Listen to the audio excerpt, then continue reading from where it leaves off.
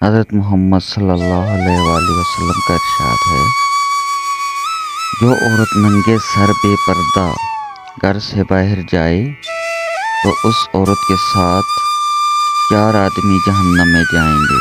پہلا اس کا باپ، دوسرا اس کا خاوند، تیسرا اس کا بھائی، چوتھا اس کا بیٹا۔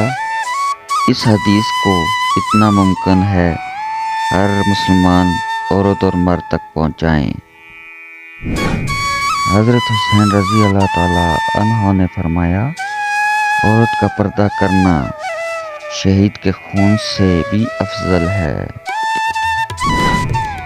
اگر بے حجاب، کھلے سر اور تنگ کپڑے پہن کر گھومنا اور اپنے چہرے یا جسم کی نمائش کرنا ماڈرنزم کہلاتا ہے تو میرے خیال میں جانور سے زیادہ ماڈرن تو کوئی بھی نہ ہوا۔